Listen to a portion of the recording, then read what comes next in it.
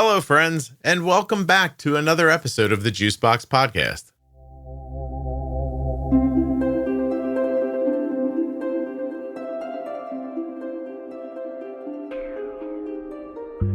My name is Leslie, and I am the mother of 3 boys. My middle one has type 1 diabetes, and he was diagnosed about a year and a half ago. When I created the Defining Diabetes series, I pictured a dictionary in my mind to help you understand key terms that shape type 1 diabetes management. Along with Jenny Smith, who of course is an experienced diabetes educator, we break down concepts like basal, time and range, insulin on board, and much more. This series must have 70 short episodes in it. We have to take the jargon out of the jargon so that you can focus on what really matters, living confidently and staying healthy. You can't do these things if you don't know what they mean. Go get your diabetes defined. Juiceboxpodcast.com, go up in the menu and click on series. Nothing you hear on the Juicebox Podcast should be considered advice, medical or otherwise. Always consult a physician before making any changes to your healthcare plan. US Med is sponsoring this episode of the Juicebox Podcast, and we've been getting our diabetes supplies from US Med for years. You can as well. usmed.com/juicebox or call 888-721-1514. Use the link or the number, get your free benefits check, and get started today with US Med. This episode is sponsored by the Tandem Mobi system, which is powered by Tandem's newest algorithm, Control-IQ Plus technology. Tandem Mobi has a predictive algorithm that helps prevent highs and lows and is now available for ages 2 and up. Learn more and get started today at tandemdiabetes.com/juicebox. The episode you're about to enjoy was brought to you by Dexcom. The Dexcom G7, the same CGM that my daughter wears. You can learn more and get started today at my link, dexcom.com/juicebox. My name is Leslie, and I am the mother of 3 boys. My middle one has type 1 diabetes, and he was diagnosed about a year and a half ago, a little more over a year and a half ago. 3 boys, what are their ages? They are 14, almost 16, and 17. That was interesting. You did them completely out of order. You were like 14, 15, 17. That's interesting. No, That's Leslie, the don't. order. Wait, you were from bottom to top. Oh, well, that's how numbers work. Yeah, but that's not how people usually do it, though. That's what's interesting. Oh. Usually, when you ask people to list their kids, they start at the oldest and go backwards. Oh. Isn't that interesting? I don't know. In age-wise, I always list them in numerical order, but their names are actually alphabetical. Like in age order, they're alphabetical? Like it's like backwards. So my oldest is Elijah, middle Ephraim, youngest Levi. So it works. And they're okay. I'm their mom. I can say their name. I'm just saying that I feel like we're going to learn something today while you're talking because I don't know. Your brain works differently. Also, I think my brain totally works differently. No, it definitely does. So I think this will be fun. I was interviewing somebody the other day and they're like, can I make some observations about you? And I was like, yeah, sure. She goes, you say interesting a lot. And I was like, oh, that's interesting. Do I? And now I just realized that you said that. And it's the first thing that popped. I need a better synonym, maybe. We'll come up with that later. The child was diagnosed over a year and a half ago, type 1. Yes. Any other autoimmune in the family or other health issues? So my mom has a plethora of autoimmune. She's got lupus, fibromyalgia, rheumatoid arthritis, Sjogren's syndrome, probably other things I don't remember. I think both of my sisters probably also have fibromyalgia. And there's other rheumatoid arthritis in the family. There's probably other autoimmune, but no other type 1 that I'm aware of. And do you have anything specifically? No. No. Like, was it your entire life that your mom was struggling with different things? I was probably a freshman in high school, so 14, 15, when she admitted that she had these things. But I think she was struggling with them for a long time before she told me. Oh, okay. Are you the oldest? I am the baby, so I was always protected from all the things. I see. So admitted to you or admitted to everybody that she had stuff going on? I'm not sure if she told other people first. I mean, I remember as a little kid, her back hurt but I don't remember. And she was a headache mom. She got headaches, but I don't remember her being like sick. And then I remember pretty distinctly when she told me that she had lupus. We were on our way to church on a Wednesday night, and she told me she had it and gave me a brochure. So your mom told you on the way to church that she had lupus and gave you a brochure about it so you could study up about it. Yes, I love my mom so much. Mom, I love you if you ever listen to this. She doesn't like to talk about the things, so it'll kind of be in passing, and then we can circle back later. What genre of religion? Catholic? We're just Christians. Not Catholic. No. Oh, that was so interesting. If you have any questions, please consult this pamphlet. Yeah. I think it helps so she doesn't have to explain it. I don't know. I mean, it's funny, right? It is. Oh, it is funny. It is absolutely funny. But how old are you? So I am. You're not supposed to ask a lady their age. Fine. How old's your mom? I'm 45. Okay. So your mom's in her 70s? Yeah. Okay. Yep. Well, it's just a different generation. I just think that was probably her being very open. That's what it is. Yeah. Yeah. With our boys, we are totally open about everything. Like, we don't hide stuff from them. We have had open conversations about sex and, just everything, to the point where they're like, Mom, do we have to talk about it again? It's terrible. I'm like, I just want it to not be a thing. Well, you're doing the opposite of what your mom did, right? Yep. Yeah. I would have loved to have been there the day your mom was like, do you have any questions about your front butt, Leslie? Or whatever ridiculous term she did not. Didn't even go that far? No. But I had older sisters, and they helped me with all that stuff. Yeah. So. But who helped them? Encyclopedia Britannica? I have no idea. I'm going to go to the library. I don't know. Yeah, it's hilarious. But no, I mean, my mom is great. She's just of the generation that just doesn't talk about the things, I think. No, I understand. Okay, so that's going on in your background. What do you notice about your son that gets you to the doctor first? So, oh gosh, there's kind of, okay, so the interesting thing about Ephraim, that is my little type 1. So the interesting thing about him is that when he was, I think, 2 or 3, he was still a cute little pudgy thing. And I was noticing symptoms of what I thought were diabetes symptoms. He was peeing all the time. He would literally get out of his bed in the middle of the night and go, hang on the bathroom sink and try to drink from the faucet because he was so thirsty. He fell asleep in random places, cranky. And so I took him to our fabulous pediatrician, and she said, oh, that does not, sound like normal behavior. Of course, they tested him for UTI and everything. And they did a finger poke, and it was fine. Actually, I don't even know what the number was. I don't remember what the number was or even asking, but they told me it was fine.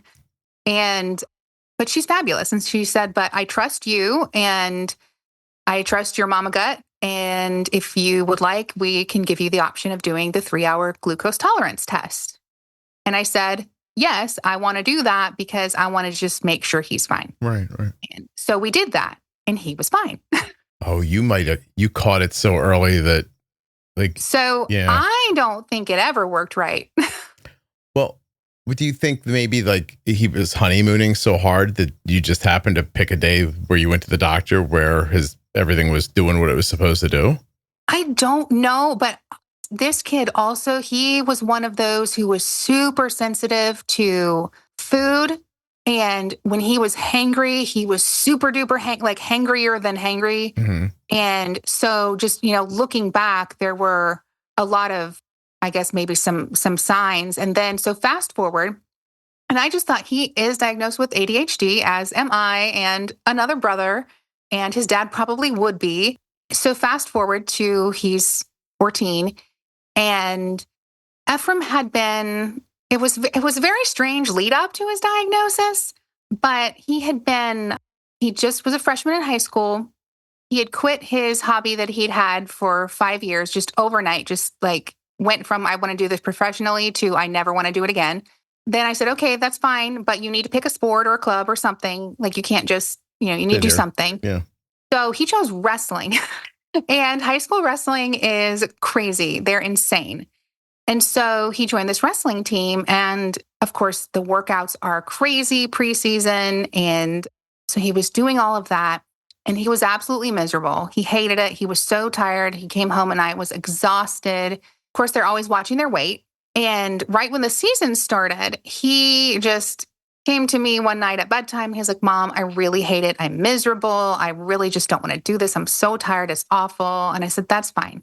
Yeah. Just pick something else. If you're that miserable, the season hadn't really started. So that's fine. Yeah, we picked the wrong thing. That's all. Yeah. Right. And so at the same time, this is important. His brother, his older brother had joined the wrestling team at high school. And then his younger brother had also joined wrestling in the middle school. So everybody's weighing themselves all the time. And so this is around October, end of October, around Halloween time that Ephraim quits wrestling. So he's been doing all this crazy physical activity and he quits wrestling. And then, it's the holidays and Christmas and all this stuff. And Ephraim is just drinking everything he could drink.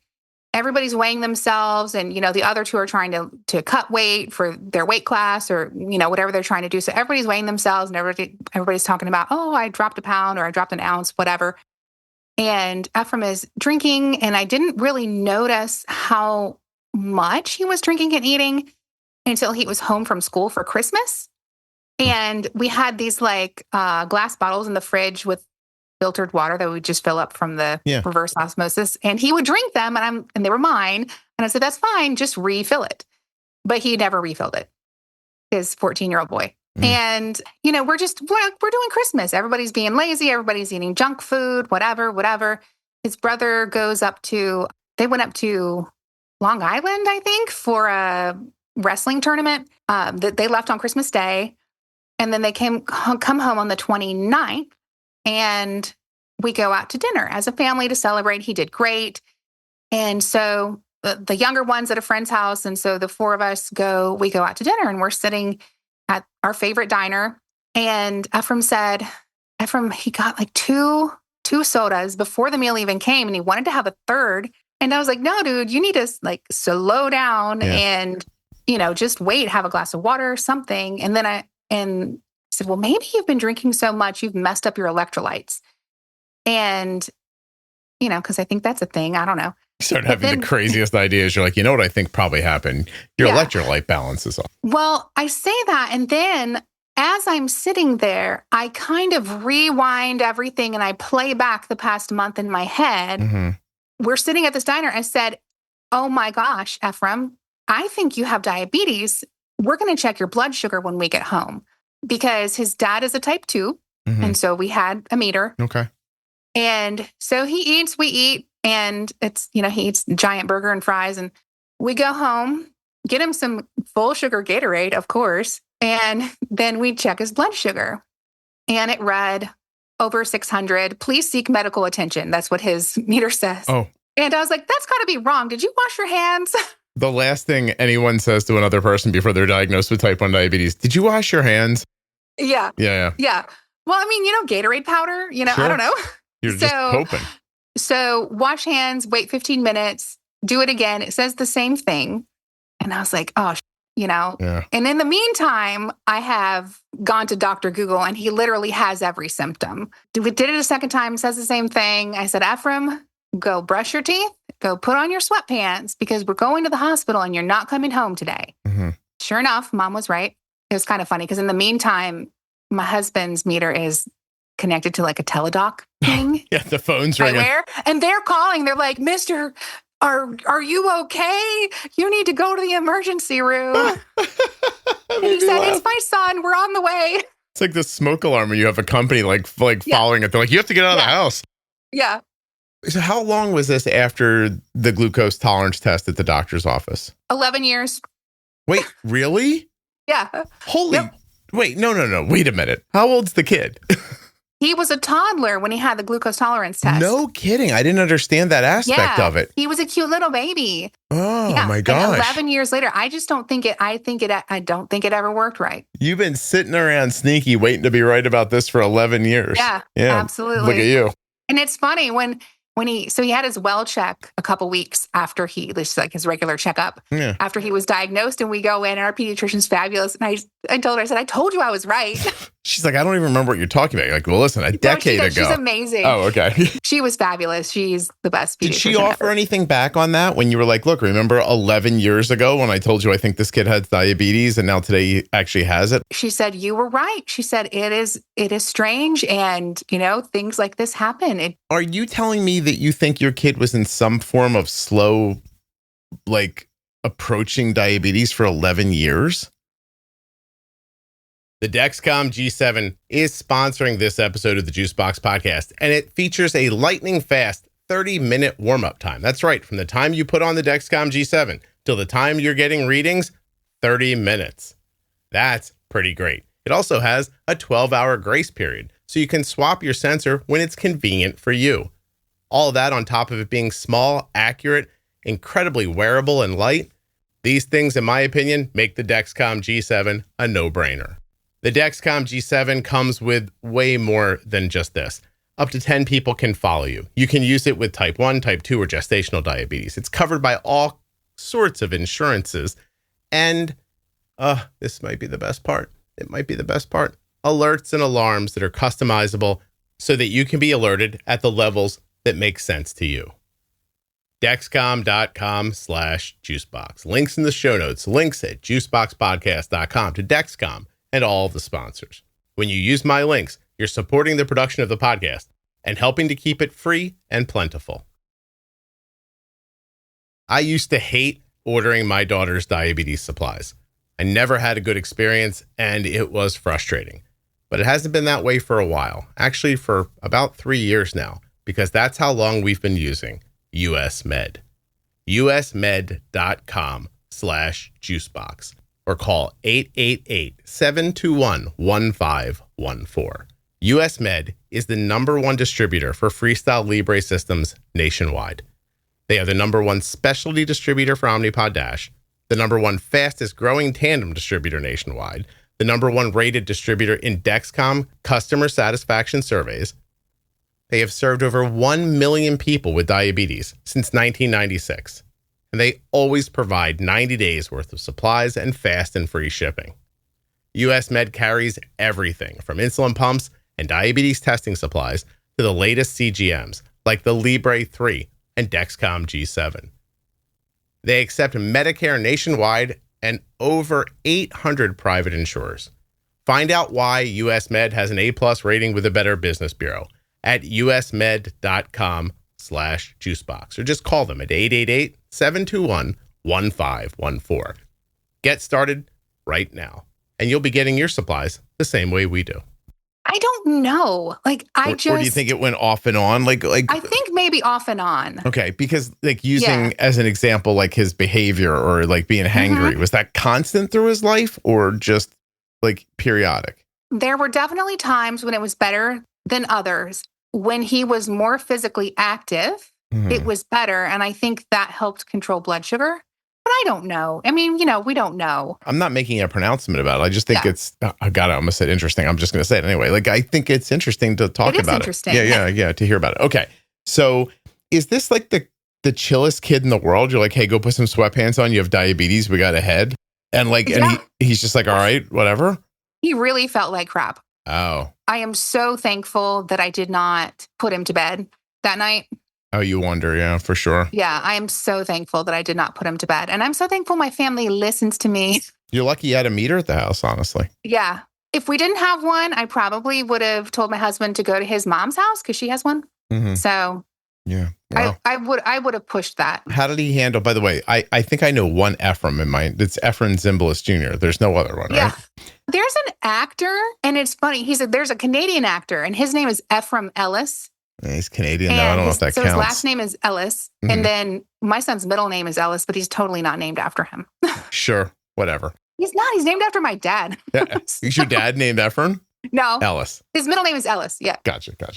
So how does Ephraim handle being diagnosed? What's the first couple weeks like? He was really chill. It's funny because, when we were checking his blood sugar at home, it took my husband and I to hold him down and prick his finger. He did not want to have anything to do with that. He was a kid who was really bad about needles and such. And it was a Friday night, and we came home on New Year's Day. which was a Monday. And by the time we got home, he was giving all of his own injections and doing all of his everything.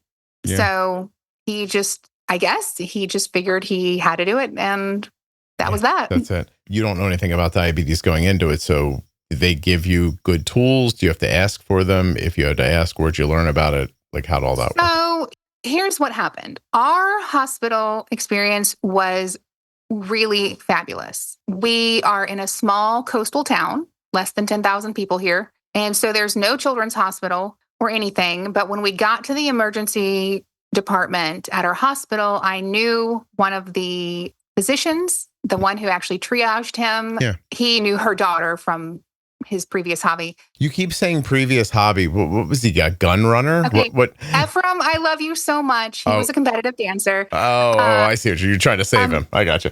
Yeah. He was very good. Wait, like ballroom or? Like ballet. Ballet. Oh, no kidding. Mm-hmm. Oh, good for him. But he burned out on that. He's like, that's enough of that. It is really hard for boys in dance because they don't have like the camaraderie that the girls have. And so it's kind of a fight the whole time to even have a dressing room sometimes. You feel like you're like an afterthought at the events? Oh, yeah, totally. And then when you do win an award, oftentimes they say, oh, well, you just got it because you're a boy. So it was a tough thing. And then you get people in your other life who, want to say this and that about a male dancer. And I think he just got a lot from different angles. Yeah. But he enjoyed the dancing. Yeah. Yeah, he did. Yeah. He's very naturally gifted. Okay. Yeah, I mean, but anyway, you were so avoiding it on purpose. Yeah. I was like, now I got to find out what she's talking about. I know. That's fine. Listen, I don't think any of his friends listen to this podcast, so it'll be fine. Listen, I make a podcast. It's not exactly the most masculine thing you've ever heard of in your life. So cool. Yeah. And I gotta tell people all the time, like, what do you do? And I'm like, I make a podcast. And again, if you're telling somebody over 40, they're like, oh, I didn't know you like lived in your parents' basement still. Like, so it's, it's not a ton of fun. Yeah. But so I understand what you're saying. But okay, I'm sorry. Met the person, bumped into the person. Our hospital experience was fabulous. Yeah. We knew the physician who was triaging. I told her what was going on, and everybody's eyes just, get really big because I said, well, our meter said it was over 600. And so they got their meter and it also said the same thing. We also didn't have to wait. There were people in the waiting room, but because I told them what I told them, we didn't wait. So apparently our hospital does a decent job triaging. Okay. They pricked his finger. Everybody's eyes get big. They took us directly back to a room. We don't have I guess there's a pediatrics unit at our hospital. I don't know what they do. Maybe like appendixes. I don't know, but nothing big. He could not be treated there. They did get it started. So they contacted the closest children's hospital and contacted the endocrinologist on call. And she gave them the orders. So they did start the insulin and everything at our hospital. So they got him, hooked up to everything, did all the blood work, got him hooked up to everything, insulin, potassium, whatever, fluids. And I'm sitting there and my husband and I are pretty chill. I'm not a chill person, but I was chill about this. I don't know. I guess because I knew, and he would come in and, he told me that, he most likely had type 1 diabetes. Of course, they couldn't tell us until antibody tests came back, like for sure. And he was in DKA, and he kind of explained to me what that was and what was going to happen. And I was just like, okay, like, can we take him to the next hospital? Yeah. And they said, no, absolutely not. I said, okay. I said, how is he going to get there? And they said, well, the helicopter is going to come and get him. And I said, okay. They thought he was in that much trouble? Yeah. And it's the only, I don't think there was an ambulance available, and it was just faster to get the helicopter. Did that seem like an escalation of the situation? Or do you think that it was just the smartest thing to do in that spot? It was just the smartest thing to do. It's a small hospital. And so they use the helicopters. Was your understanding of what was going on, let me ask this a different way. Like, I'm trying to figure out if you're like, okay, my kid has diabetes. I've kind of thought that for 10 years. It's been in the back of my mind a little bit. So I'm not super surprised. We're going to go to the hospital. We're going to do the thing. Whoa. A helicopter, do you know what I mean? Was there an escalation or in your mind or not really? Yeah. So I did get, I had the mommy tears a little bit, but I was not freaking out. Okay. I sent my husband home because we were going to have to drive, and the hospital is about almost 2 hours away, because they told me that I couldn't ride with him. And I didn't like that part. I wanted to be with him. Sure. So I said, well, you go home and get some sleep because you're going to have to drive and I'll just stay here with him. And because they assured me that the transport people would tell them when they left the other hospital to come and get him. Well, they didn't. Oh, so they were just there and suddenly. So I get a nurse comes in eventually, and of course they're checking vitals and, poor guy, he's trying to get some sleep and they come in, they're like, the helicopter is about 10 minutes away. Now we've got our quick turn. Now suddenly you're like, here we go. Right. I called my husband and I said, come on, let's go. Stop sleeping. And that part's over now. Yeah, you're done sleeping. He came and then we drove there. And of course, Ephraim had gotten there like a full hour before we did. Yeah. The helicopter crew was like, they were super cool. They were the coolest, like big uncle dudes. I don't know. Like if you could think of a cool big uncle, that is what these guys were like. You didn't feel like he was alone because you were worried about him being alone for that hour, but you didn't you felt like they stepped up in that spot. Oh, absolutely. Because so there were three of them, like a pilot, a co-pilot, and a nurse or medic or whatever. And they were all these big, burly, mustached dudes. So they were super cool. Ephraim thought they were cool. He's wanted to be like a paramedic his entire life. So he did think that part was cool. Yeah. So he was in PICU for about 24 hours and then he got bumped down to a room and then we did all the education and everything. So you feel like he translated or transferred from like, oh my gosh, you have to pin me down if you want to check my blood sugar to taking care of himself pretty effortlessly. Yeah, really. Okay. When we got home from the hospital, we were doing the long-acting injection. He wanted us to do that one, but he could have if he needed to. And then he was doing everything else. So in your note, you talk about talking about not being afraid. So he wasn't afraid. Like, was it you that was afraid? I wrote that note so long ago. I don't remember what I meant. Yeah, you wrote of insulin. You said, I want to talk about the diagnosis of a teen, ADHD, understanding Tandem, and not being afraid. Not being afraid. Oh, maybe it's not being afraid of insulin. So in our education, of course, they taught us about lows and what to do, but they did not. I don't know if other educators just drill it into your head that you're going to go low and like keel over. They did not do that for us. I mean, at all. They taught us how to treat a low. Of course, they talked to us about glucagon and Maximi, but did it seem like it couldn't possibly happen? Like that was my takeaway. Like, all that training about like, this is what glucagon's for and blah, blah, blah. But then they would follow it up by going, don't worry, that's not going to happen. No, they didn't really do that either. It's just, I don't know, maybe I have kind of a logical brain. So I'm like, well, we have the tools. Oh. So if something happens, we'll do the thing. It'll just work out the way they said. Yeah. Yeah. Good luck with that. I know, right? Yeah. I'm very thankful that he's not afraid of using his insulin. In fact, sometimes I have to be like, dude, if you're going to crush the high, you have to catch the low. Can't do the first part, not the second part. Pay attention. Gotcha. Well, what gear does he use today? Is it been what he's always done? Or did they send him home with needles or pens or? So when we came home, we had Semglee because our insurance didn't cover Lantus and Novolog pens. So he was diagnosed on December 29th and on April 29th, he got his T-Slim. He chose it. Mm-hmm. I thought for sure he would want to do Omnipod, but he did not. And I didn't try to push him one way or the other. Sure. How did Ephraim choose Tandem over another pump? Did he tell you what he was considering when he came to his decisions? Let's talk about the Tandem Mobi insulin pump from today's sponsor, Tandem Diabetes Care. Their newest algorithm, Control-IQ Plus technology, and the new Tandem Mobi pump offer you unique opportunities to have better control. It's the only system with auto bolus that helps with missed meals and preventing hyperglycemia. The only system with a dedicated sleep setting, and the only system with off or on body wear options. Tandem Mobi gives you more discretion, freedom, and options for how to manage your diabetes. This is their best algorithm ever, and they'd like you to check it out at tandemdiabetes.com/juicebox.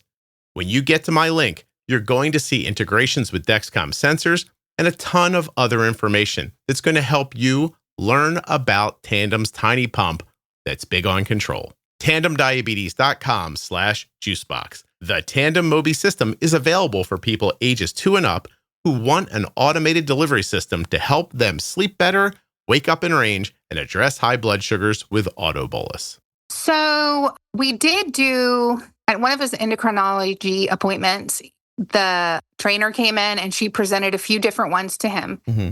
And she was a Tandem person. And the Mobi had just come out, so she didn't have one and she hadn't had one yet, but she was going to try it. At that point, he had already was kind of leaning towards the Tandem, I think because of the algorithm and because you can create your different segments during the day. Okay. How does he know about that? I don't know. Maybe I sent him something. Oh, did you hand him a pamphlet one day? I don't know. Maybe. You're like, you're going to have to pick an insulin pump soon. Here's a pamphlet. You could educate yourself when we're not together. I don't want to talk about it.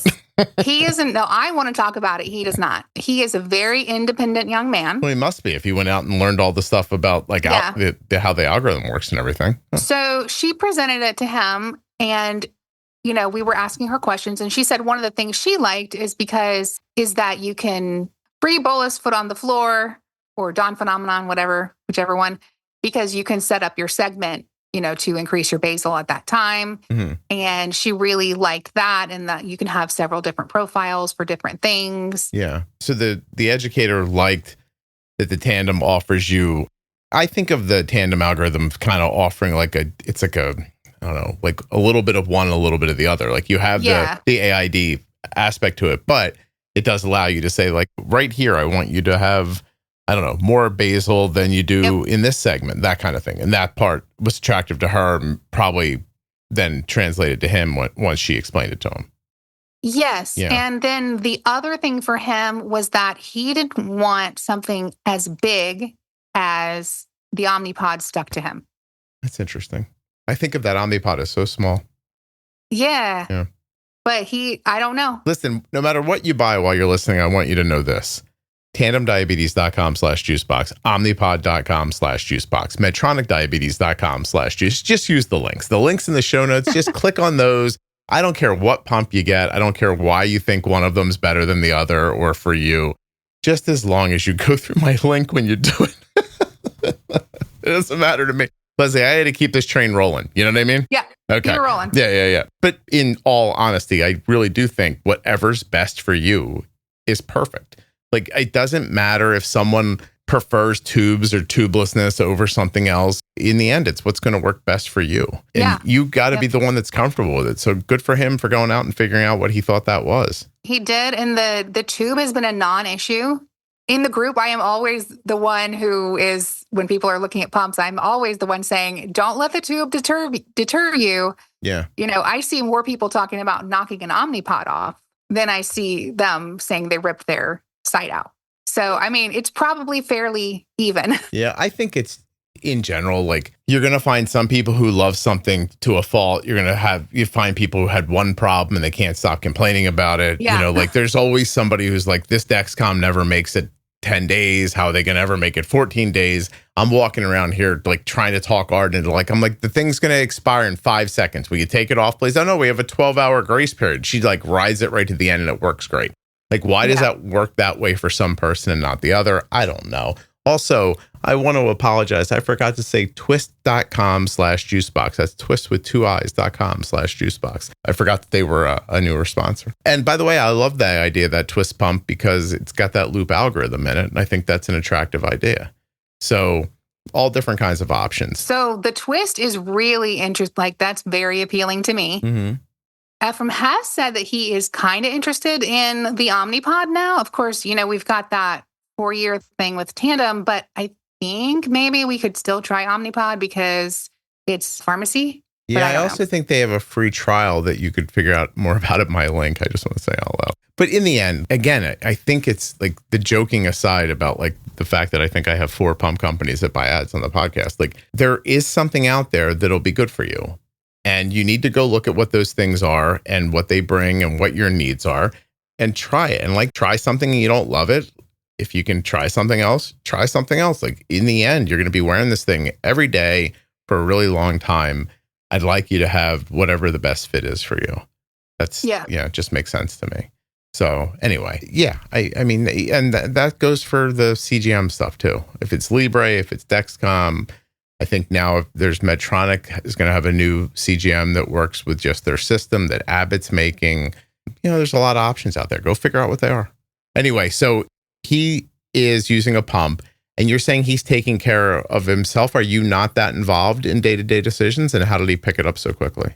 I am kind of the master settings decision maker at this point, but I am actively working toward kind of guiding him when a decision needs to, like when something needs to change. Yeah. It'll be something like, okay, we've gone high after this meal, for the last 3 days. What do you think we need to do? And kind of guide him to think about it, making the decision. We have different profiles set. So we had a slew of Dexcom, the G7 that they were losing their connection. Okay.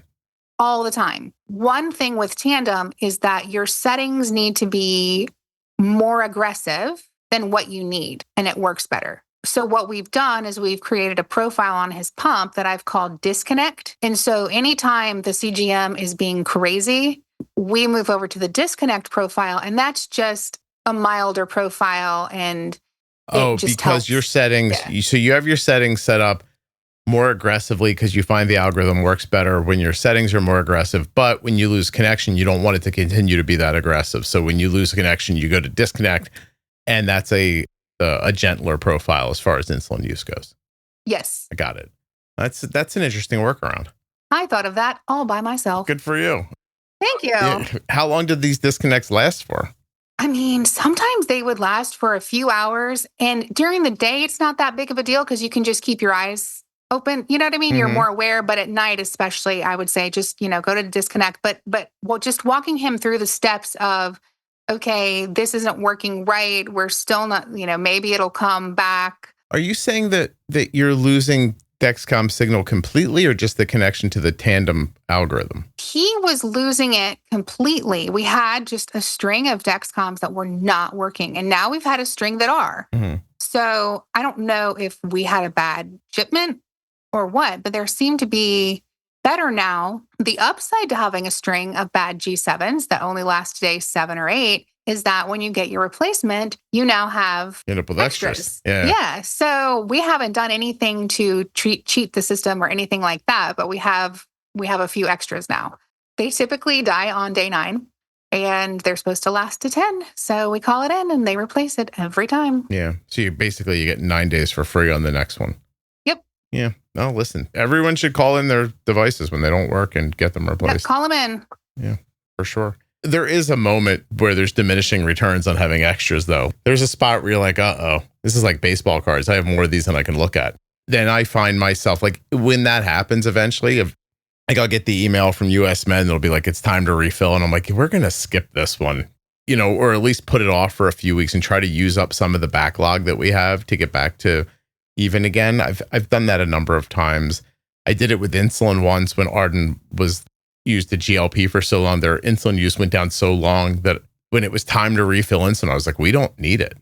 Like we still have too much. So I put it off a little bit, try to keep a balance between having a little bit on the, backlog, back stock, but not so much that I'm like, we're never going to use this and it's just going to go out of date. I'm trying to split the middle, if that makes sense.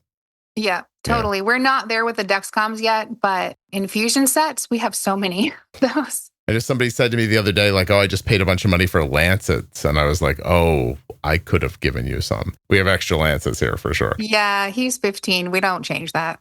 We use ours, and I still have, like, just over time, like I said, they give you too many one time, and then you've got them. And I was like, I don't want to waste them. So hold on to them. ADHD, how old was he when he was diagnosed with that? So he was 8, 9. Okay.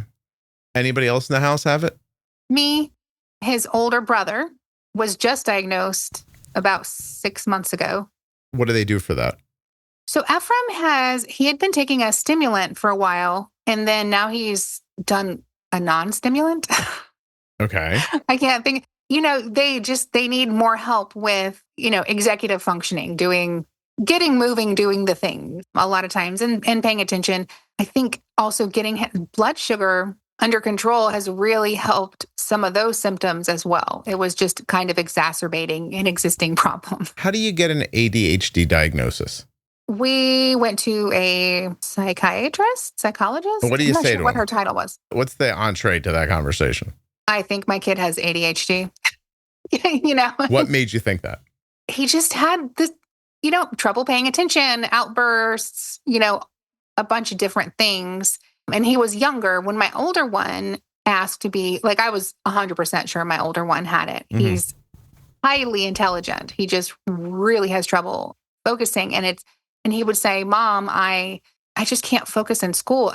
But this kid is wildly smart. Finally, my oldest one asked me if he could have a diagnosis. So I just made an appointment, and they kind of just do a full psychological evaluation. And it has like an IQ test and other stuff. So it doesn't just test for ADHD, it tests for other things too. Give me an example of an outburst, please. What does that mean? Like start singing, start yelling incoherently? Like what's an outburst? So not like a temper tantrum, like super angry. And there's no, we had tried all the tools where you see them going to get angry, and then you try to, take a deep breath and calm down first. But there's no period of time where you could do that.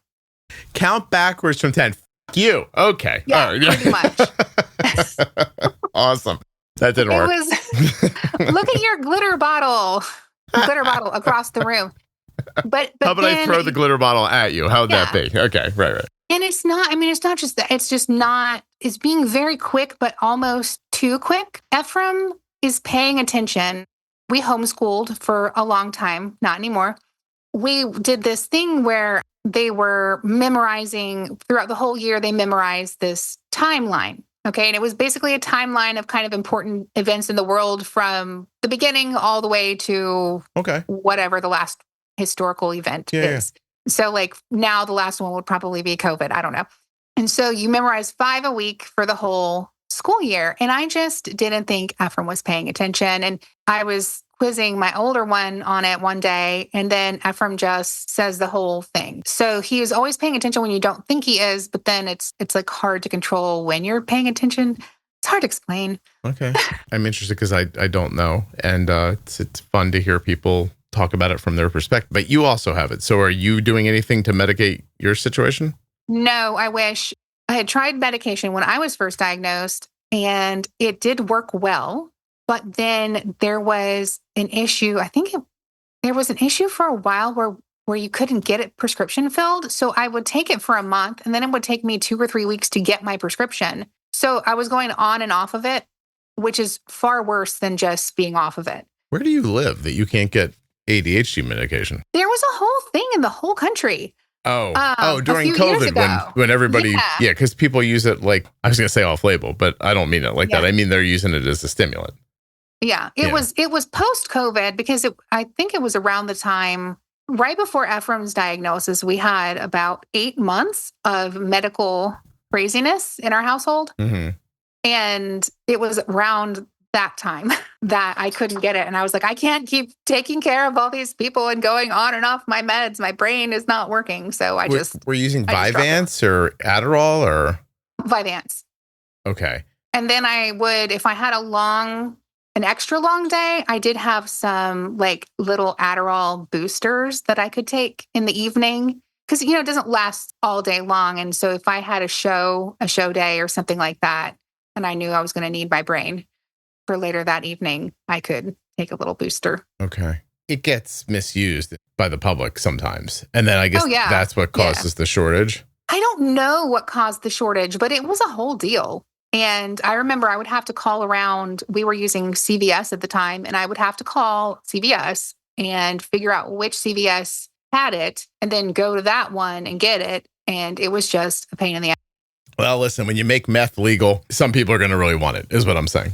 Yeah. Because, I mean, really, in the end, that's the...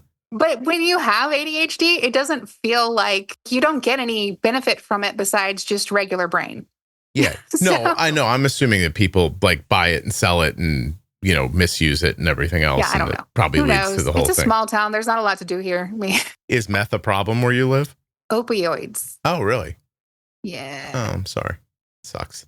It's funny because we're we're a tourist destination. So, But the people who live there are using the perks? What are we talking about? Yeah. Jeez. So yeah, I mean, I guess it's a small town thing. I don't know. People claim that the kids are bored, so they have to do drugs. I mean, I don't know. My kids are like doing school stuff, so they're not bored. I'd love to get bored enough to wonder about like something like that. Yeah. I don't want the problem, but I'd love the boredom once. Just one time. Yeah. I want to feel bored. I always say, well, just put your kids in theater or band or, a sport. Give them something to do. What else should we talk about? Because we have good time left here. I like this. I like that you're a group member in the Facebook group. I obviously I recognize your name. Yeah. And I'm wondering if I could ask you, if you don't have more to add, I'd like to ask you some questions, but I want to make sure we've gotten to everything that you want to talk about first. Yeah, go for it. Okay, cool.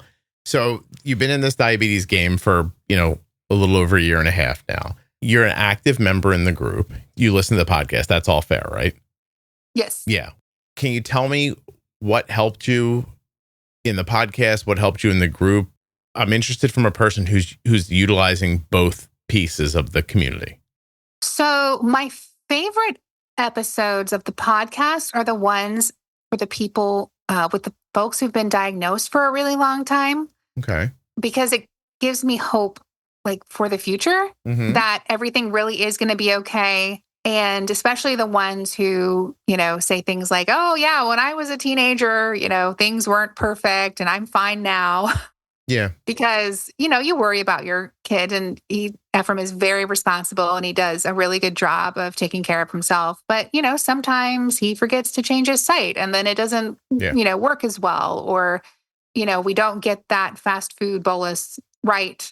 And then, there's fast food tomorrow too. And so it kind of keeps things in perspective for me. And then the group is just great because you just get a lot of feedback on different things. And do you ask questions or do you lurk? Are you more of a lurker or more of an asker?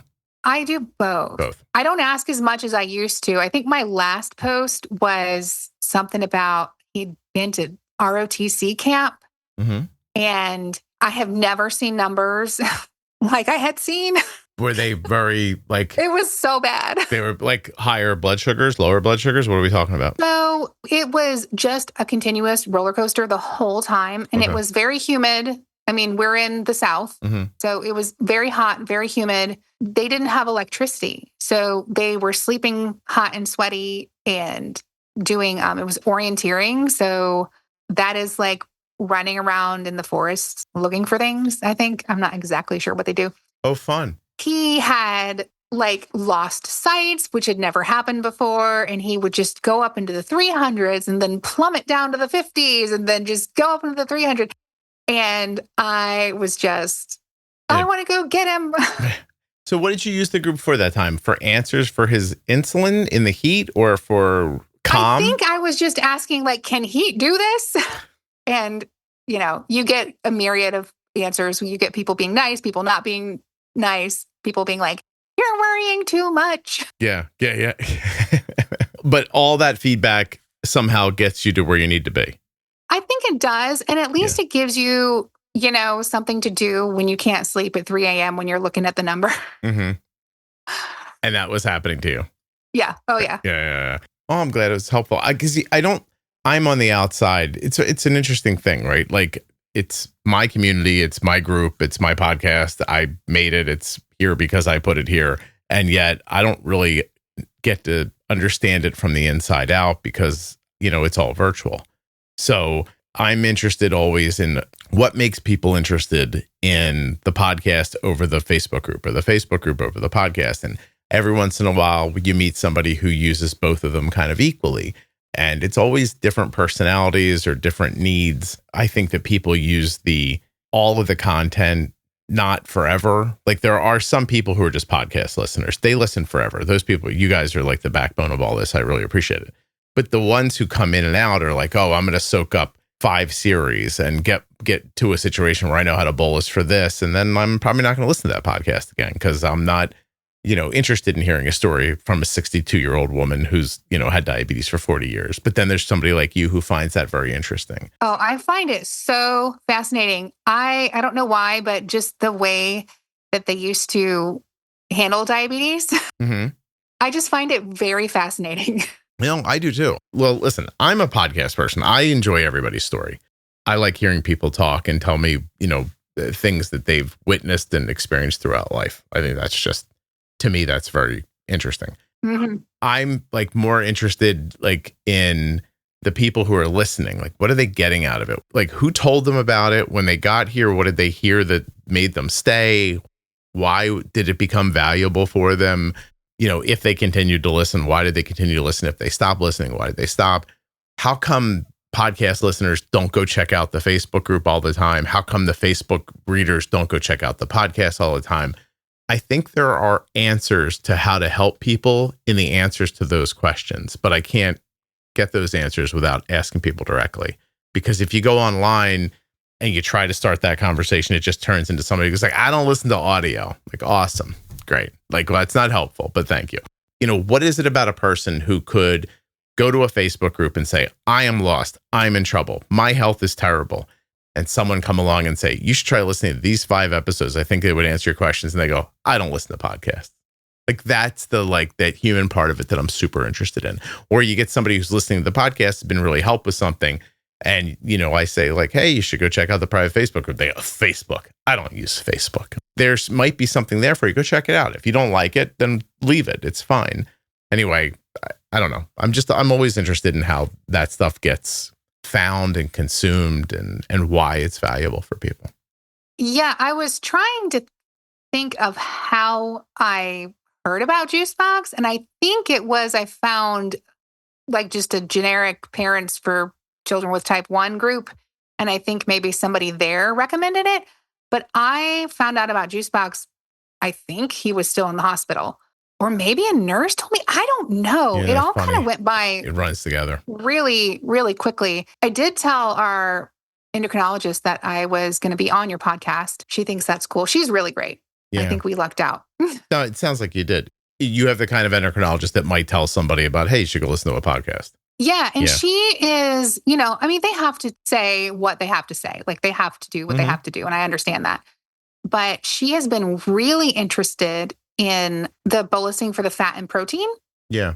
Because we started doing that early on when he was still MDI, if he was having something really protein or fat heavy. So we started talking about that with her early on. And she always asks us questions like, what do we do and how do we do it? She's pretty cool. I have even consulted her for pump settings when I couldn't figure things out. And she's just great. I mean, she's really great. We talked about the different profiles and all of that stuff. So I really feel like we got lucky. Yeah. No, it sounds like you did. Did you listen to like Bold Beginnings or the Pro Tip series, or is it just listening to stories that helps you? So in the beginning, I did listen to Bold Beginnings and Pro Tips. And then when he was deciding on a pump, I listened to the Tandem episodes that were out. Mm-hmm. What was it? The guy? Control IQ Ninja? Yes, Control IQ Ninja. And then there was a lady. There was a mom. Oh, yeah. He had a really good episode. Is it called Lazy Ninja or something like that? Is that it? Oh, maybe. But she's the one who talked about the correction factor being like the throttle for the algorithm. Mm-hmm. And that has stuck with me. So it makes such a huge difference. So in real life, if I were to give him like a unit via injection, it would probably bring him down 40 points at this point in puberty. Insulin is water. On the algorithm, it is either set to 20 or 25 in most segments. That's what works. And that's it. I mean, that's what works. That's how it works. That worked and it works. Gotcha. Once I figured that out, I could change it. Actually, so there's an episode called Control IQ Ninja, 662, but then there's one called Lazy Control IQ Ninja, which is 800. I think that's what she called herself while she was talking about it. Maybe that's the one you're talking about. Probably. Yeah. I don't know how you guys find your way through this podcast. Like, I'm looking at a list right now of like algorithm pumping episodes, and some of their titles are just ridiculous. There's one called Rise of the Machines. There's Fastidious. There's one about the 780G, but it's called Suck It Out of My Thumb. Why would it be called that?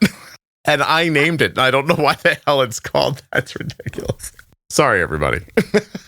So what I do when I need an episode is I go on the Facebook group Mm-hmm. and I say, hey, Nico. Well, yeah, poor Nico. Like it's her de facto job in the world. She knows so much about the podcast. It's incredible. Don't be good at something. Don't be good at something. People will ask you to do it. I would also tell you that juiceboxpodcast.com has a search function. You can type keywords into it. You probably will get some stuff back there too.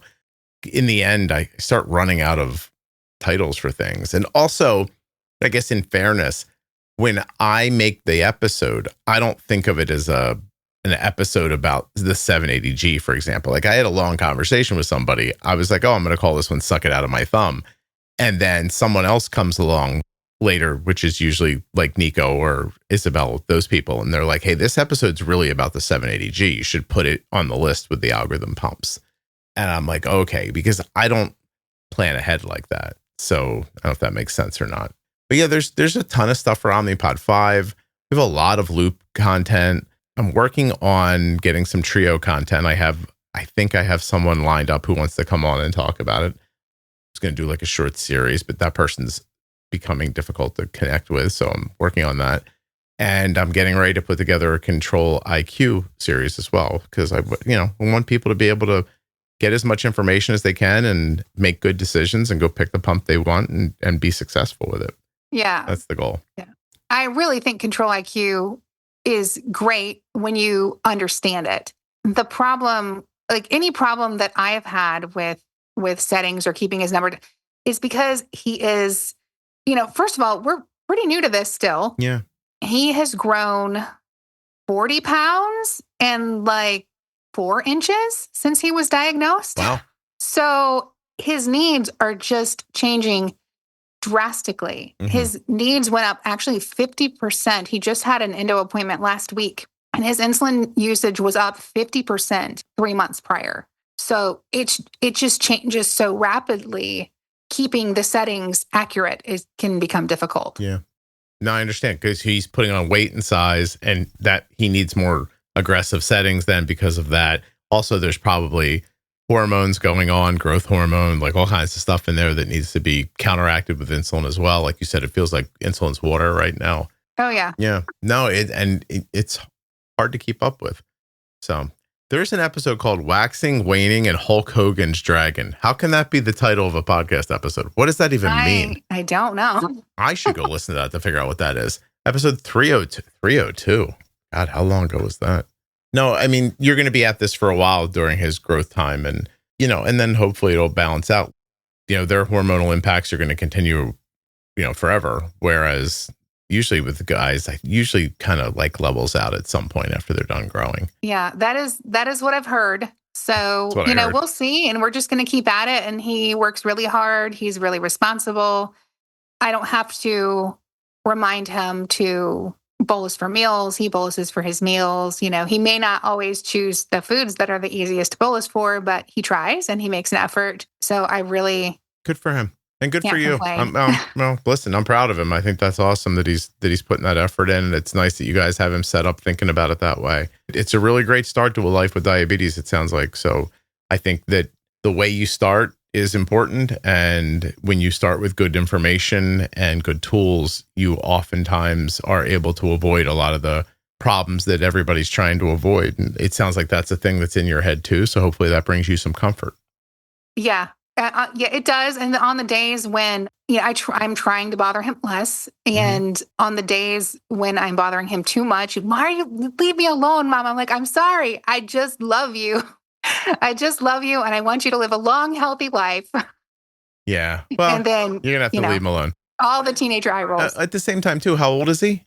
He'll be 16 next week. Yeah, he could use help. Don't worry. There's a balance there, but you just have to, you have to find ways to talk about it where it doesn't feel like you're up his butt all the time. Like that's what he's looking for. He's looking to feel a little autonomous. And that's going to keep happening, by the way, as he gets older and older. He's going to be looking to break away from you. Yeah. And I think one of the hard things too is having him diagnosed when he's already in high school is I feel this pressure to get him ready. Before college. Yeah. Or just, I feel like we don't have as much time. Yeah, but you will. Like, I mean, I get the feeling, but I mean, as long as you keep good communication, once he goes off to college, you should still be able to, be a valuable part of his life. He's just got to, I don't know. I mean, I don't know how to accomplish this, but you obviously have to get into a position where he's going to be open to conversating with you about it while he's away at school, and not just like, it's not going to be the ROTC thing over again, where it's just a show and there's nothing you can do about it. Yeah. I mean, I think if he were to do a trip like that again, I don't know what we would do. We would maybe consider doing like the untethered method for the week or something. So at least he would have some long acting in his system in case the heat and everything made things go haywire. He did that trip with Mobi on? He doesn't wear the Mobi. He wears the T-Slim. T-Slim, but he did that trip with that one on. Yeah. Okay. And he still had trouble. Was he not bolusing? Like pre-bolusing? Was he falling from activity and then over treating? Did you ever figure out what was going on? I think a lot of it was the heat, because they never got cool. Like they just never had, because there was no AC anywhere. And so then the heat made it go kind of haywire. And then also like sites weren't sticking, and we'd never had a problem with that before, but it was so humid. They weren't sticking. And it was just a combination of everything. Food, of course, they never feed teenagers like decent food. Yeah, I know. He does his best, but he's 15 and wants to do what everybody else is doing. I gotcha. I understand. Okay. Well, Leslie, I appreciate you doing this with me. I really do. Thank you for taking the time, and thank your husband for setting up such a nice microphone. I appreciate that. I will thank him. Yeah. Yeah. I will say, I did ask in the group if anybody had ever had an experience like ours where like they thought something was wrong when they were a baby and then were diagnosed later, and absolutely nobody had that experience. Like crickets. You're like, great. I was like, out of all of you people. Well, I mean, I do think there are people who have low blood sugars, and then, I've heard enough people say like, oh, when I was young, I had low blood sugars. Like I had to take stuff, like I got dizzy and stuff like that. And then 10, 15 years later, I got type 1 diabetes. That stuff I've heard. But I don't know. I really don't know. Like if you just caught a thing one time or. Yeah, it's just weird. Is it just a really slow presentation? I mean, are there ways you can check to see, is he insulin resistant? Like, do you think he has insulin resistance or no? I don't think so. Okay. The endocrinologist, she really said like that the amount he uses, even though it feels like a lot to me, she said it's not. How much does he use a day about? He is averaging around 70 now. Okay. So she says it's not really, because he's in like full blown, hormone growing puberty, she said that it's fine. So yeah, interesting. We'll see. I mean, your husband has type 2, right? Is he insulin resistant? I mean, obviously. Yeah. So he only takes metformin. Okay. So he was diagnosed type 2 in February. Then my mom, who lives with us, had a knee replacement in April. 6 weeks to the day after that, my husband goes into the hospital for what we thought was a heart attack, ends up with open heart surgery. And then 7 months after that, Ephraim was diagnosed. Wait. So your husband had open heart surgery for what? He did. Wait. Very dramatic. How did that happen? What was that? We had dropped Ephraim off at dance, and I come home and I need to dye a costume for him to match the ladies. And so I have my husband send him outside to get a bucket for the dye. And he goes, gets the bucket, rinses it out, comes in the house. And I'm, walking around doing things. And I look over at him and he's droopy. And I said, "Are you okay?" And so then in the meantime, he'd gotten my mom's blood pressure cuff. We just have things, so it works out. Took his blood pressure, and it was something crazy, like 180 over, I don't remember what it was, but it was crazy. And I said, "Excuse me, I think we need to go to the emergency room." Yeah. And he was like, "Just bring me a baby aspirin." Jesus. How old is he? He is 10 years older than me. At this time, he was like 52. So I said, "I will bring you the baby aspirin." Yeah, you can take it on the way to the hospital. Yeah. Basically, I said, "But you're going to take your blood pressure again right now.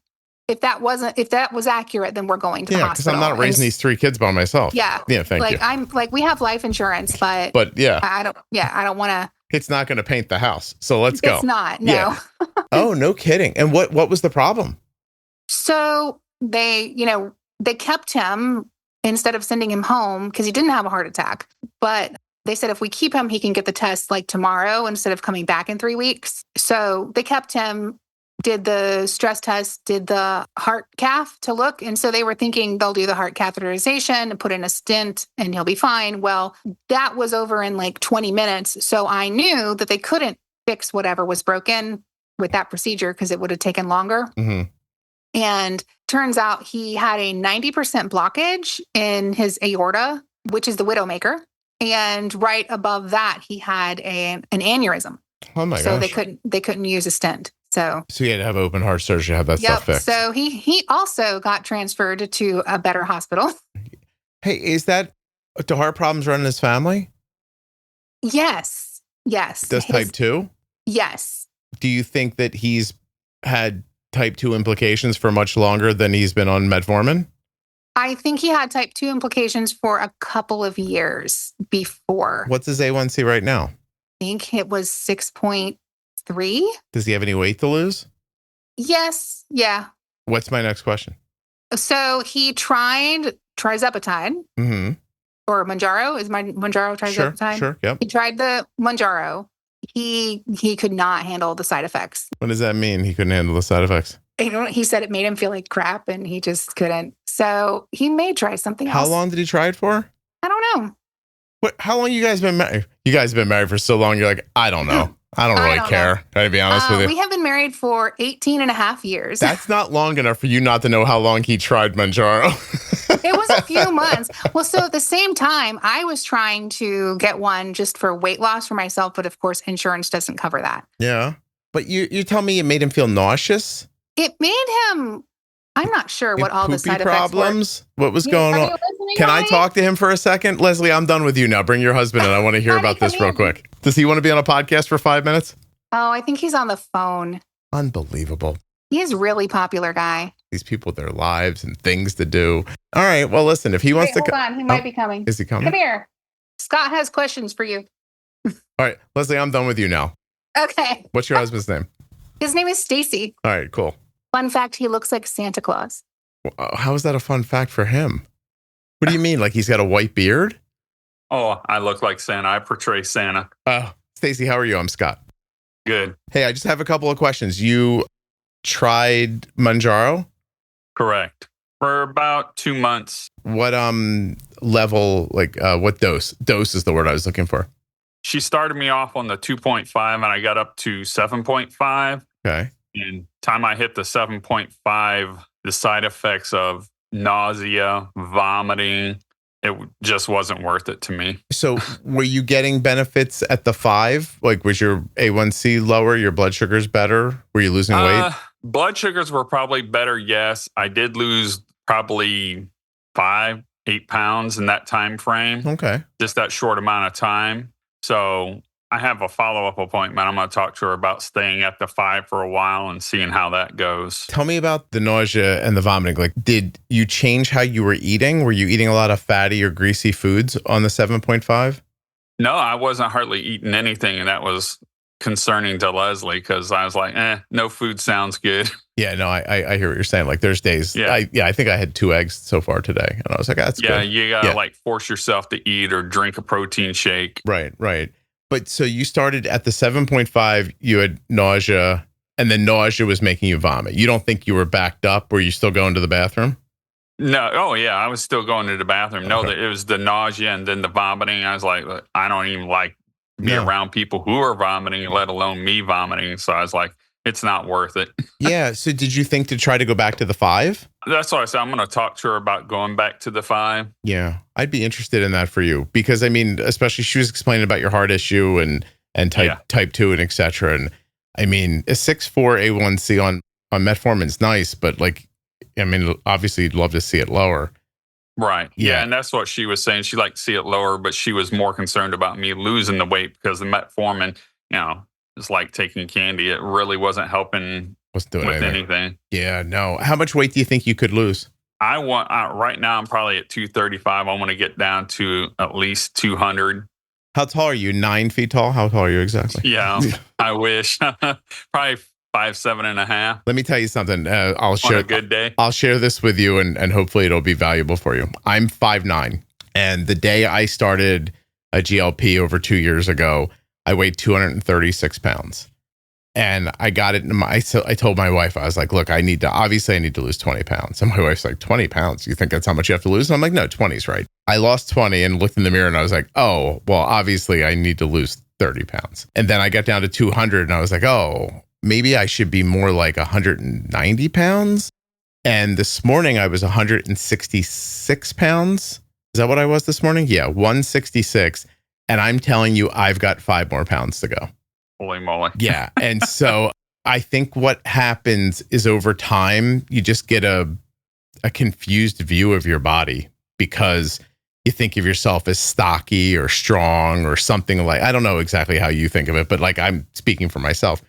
And that's the end of it. Like my body probably, if I go ahead and add back on some muscle that I think I need to have, I think maybe there's a world where I weigh 165 or 170, and that would be if I was in a perfect balance of fat and muscle on my frame. But if I just stay a thin person and I never add weight back, I still have a handful of fat around my stomach that I have to get rid of. Yeah. And I weigh 166 right now. So I'm going to tell you that I think I'm around my correct weight. I just don't think my body composition's right at the moment, the balance between muscle and everything else. But if you think you need to be 200 pounds, I think you're probably wrong. Yeah, probably. But that was just my short-term goal for right now. Oh, no. I'm not saying it's not a good goal to shoot for. I'm saying like when you step back and see the big picture, yeah, I was shocked by the number when it was over. And even seeing myself in the mirror, I was like, I never thought this is the size that I was supposed to be at. But now when I look at myself, I'm like, this is the size my body's supposed to be. Yeah. Yeah. I hope you figure something out. At the very least, I hope the 5 helps you. Have you considered just trying Ozempic instead of Mounjaro? No. And that was another thing I'm going to talk to her about. Just maybe switching up and seeing a different one would help. Yeah. Because the Mounjaro has a GIP in it also for weight loss. Maybe you're not jiving well with that. Like, who knows? Yeah. Yeah. Also, how long were you nauseous for before you stopped using it? Oh, probably good 3 weeks. Yeah. Yeah. I'm not sure if there was an amount of time where you might have gotten a little more accustomed to it. Was the nausea worse at the beginning of the week than at the end? No. It was actually towards the end of the week, probably as it was wearing off. Oh. Because I had it set up where routinely on Monday mornings before I went to work, I was giving myself my shots. Mm-hmm. And then by 4 or 5 days later, you started to feel nauseous? Yep. Huh. So is there an argument to be made that you needed more, not less, or a different coverage of it, maybe? Maybe. Yeah. Like I said, I got an appointment with her in the next couple of weeks. I got to look at the calendar again. Yeah, I'd encourage you not to give up. That's the only thing. And I would tell you, if you get constipated, you could add like magnesium oxide to your regimen of, vitamins. And that'll keep things moving if you get constipated. I don't know if you will or not, obviously. Right. But I wish you a ton of luck because obviously we don't want to see you. We don't want to see you having another surgery. That's for sure. That must have been scary as hell, huh? Oh, yeah. Yeah. What's the recovery like from that? I wouldn't want to ever do it again, but I was out of the hospital in 3 days. They said I was like psycho trooper to get out. And they're like, you can rest at home. You don't need to rest here. Because the goal was before you left the hospital, you had to climb a flight of stairs up and down. Mm-hmm. And they had me out walking the next day. I had the chest tube still in. And I was up walking. Wow. Yeah, you were determined to get out of there. Yeah. Yeah. Yeah. The worst thing was ever coughing or sneezing was the worst. Yeah. How long until you felt like back to yourself? It's probably a year. No kidding. And now you're there now, but like, do you feel like with that blockage gone, is there a noticeable difference in, I don't know, how your body works? Yeah. Yeah, definitely. It was different because I wasn't fatigued all the time. Yeah. Oh, and they're like, your body was starving for oxygen. And well, it's scary, man. Yeah. Did they tell you how long you were from just shutting off? No, they said if it would have ruptured, the aneurysm would have ruptured, I would have never made it from my house to the hospital. And we're probably half a mile to the hospital. Oh, that's scary. Holy crap. Yeah. All right, you're going to make me go to the cardiologist. Well, I'm glad you're doing better now, and I hope you're able to figure out the other part of it. I appreciate you setting up the microphone for Leslie and everything today. I just wanted to ask you that question about the GLP, so I appreciate you jumping on. Thank you. Yeah, and I listened to the one that you put on there about the GLPs. Oh, you are listening to them? Oh, yeah. Yeah, I have a ton of them. There's been a lot of people are using them now, a lot more than usual, or a lot more than even a couple of years ago, especially type 1s. My brother, who I'm adopted, so it's not like a blood thing, but like my brother's has type 2 diabetes, and he is really like flourishing on a GLP as far as his A1C and his weight goes and just his life in general. So I hope you can find something that balances you feeling well with actually getting all the benefits that come with it. Because a couple of years from now on one, I think you'd lose that weight and you'd be surprised. It takes a while, but it does happen like pretty consistently. Yeah, it's a valuable thing for sure. Anyway, I appreciate you taking your time. Thank you so much. And please tell Leslie I said thank you as well. Sure will. Thank you. Have a great day. Bye. Bye-bye.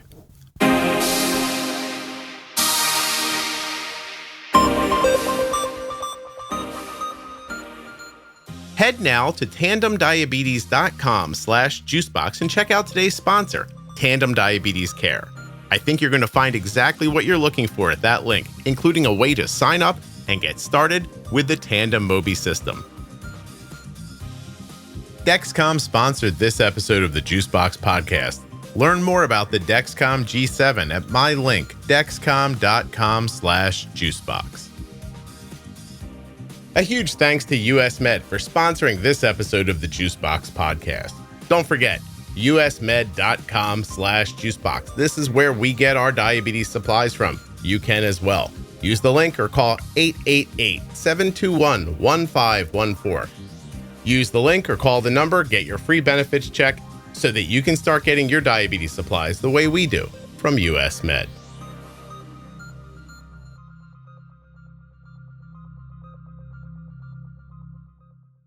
Okay, well, here we are at the end of the episode. You're still with me? Thank you. I really do appreciate that. What else could you do for me? Why don't you tell a friend about the show or leave a 5-star review? Maybe you could make sure you're following or subscribed in your podcast app. Go to YouTube and follow me, or Instagram, TikTok. Oh gosh, here's one. Make sure you're following the podcast in the private Facebook group as well as the public Facebook page. You don't want to miss, please. Do you not know about the private group?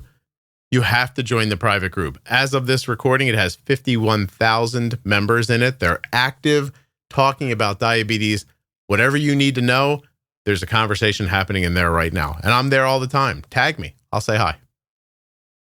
If you're looking to meet other people living with type 1 diabetes, head over to juiceboxpodcast.com/juicecruise, because next June, that's right, 2026, June 21st, the second Juice Cruise is happening on the Celebrity Beyond cruise ship. It's a 7-night trip going to the Caribbean.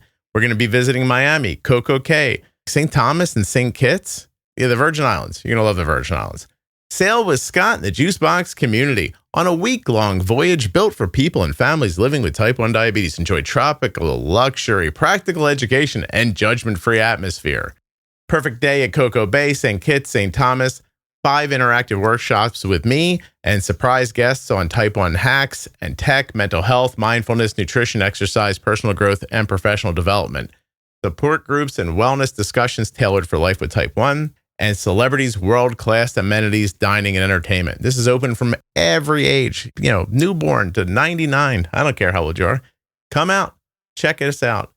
You can view staterooms and prices at juiceboxpodcast.com/juicecruise. The last Juice Cruise just happened a couple weeks ago. 100 of you came. It was awesome. We're looking to make it even bigger this year. I hope you can check it out. The episode you just heard was professionally edited by Wrong Way Recording. wrongwayrecording.com.